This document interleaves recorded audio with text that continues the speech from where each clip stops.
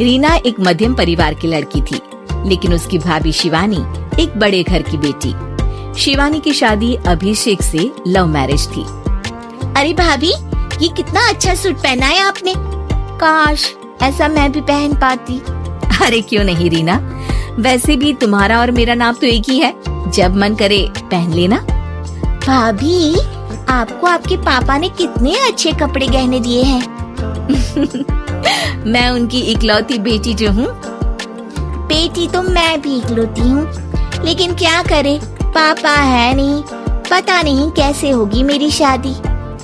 तभी वहाँ शिवानी की सास आ जाती है। अरे क्यों नहीं करेगा भाई तेरी शादी धूमधाम से, आखिर जिम्मेदारी है तो उसकी। और वो दिन भी आ जाता है जब रीना की शादी तय हो जाती है। अभिषेक, क्या हुआ? आप इतने परेशान तो कभी नहीं दिखे। कोई बात है तो बताइए मुझे। अरे शिवानी, वैसे तो शादी का सारा इंतजाम हो गया है, लेकिन गहनों का रेट तो आसमान छू रहा है। कैसे क्या करूं, कुछ समझ में ही नहीं आ रहा। थोड़ी देर में शिवानी अपने पूरे गहने अभिषेक के सामने रख देती है। ये लीजिए, गहनों का इंतजाम भी हो गया। अरे नहीं नहीं शिवानी, मैं ये गहने किसी हालत में भी नहीं ले सकता। ये तुम्हारे पिता ने तुम्हें दिया था, और तुम हो कि।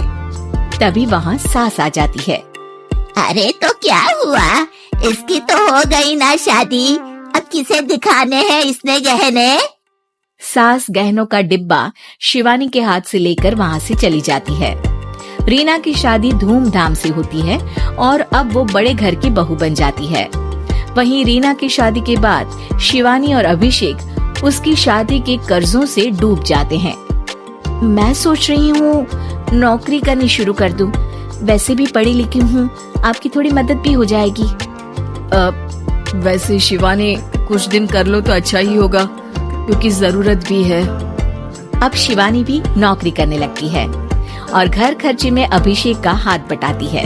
एक दिन शिवानी, रीना का फोन आया था, कह रही थी कि आने वाले त्योहार में उसके ससुराल जाना है। ठीक है माँ।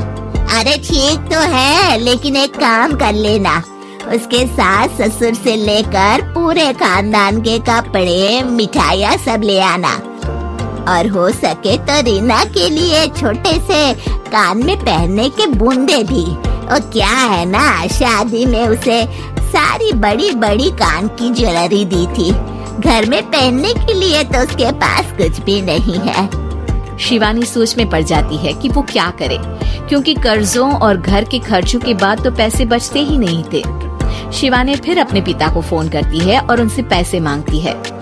देखो शिवानी, मैंने तुम्हें शादी के वक्त ही मना किया था कि ऐसे घर में शादी करनी ही नहीं चाहिए। अरे अभिषेक को शर्म आनी चाहिए जो ससुराल से पैसे मंगवा रहा है। शिवानी को पिता की बात पर गुस्सा आ जाता है।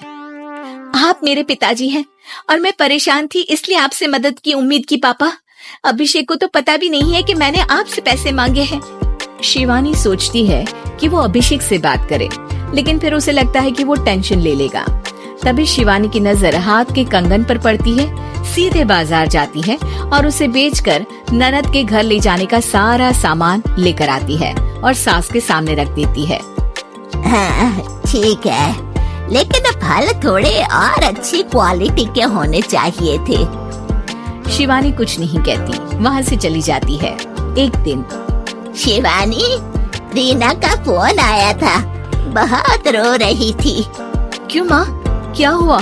सब ठीक तो है ना उसके ससुराल में? अरे तूने तो उसकी नाक ही कटवा दी। अब मैंने क्या कर दिया माँ? कह रही थी कि बड़े घर की बहू है भाभी, जो कपड़े दिए वो ब्रांडेड भी नहीं थे। तू तो जानती है ना उन लोगों का पहनावा कितना अच्छा है। तू तो मेरी बेटी का भला कभी सोचती नहीं। हाय भगवान, अरे बड़े घर की बहू है, इसी बात की जलन है ना तुझे? लेकिन याद रख, मेरी बेटी का सोचने के लिए भगवान है। तुम लोग कभी उसका बुरा नहीं कर पाओगे। अब शिवानी के मन में सवाल था कि क्या ईश्वर सिर्फ रीना के साथ है? उसके साथ नहीं, लेकिन उसे सुकून था कि वो अभिषेक के साथ उसकी जिम्मेदारियों को निभाने में बराबरी की हकदार है। शिवानी वहां से चली जाती है।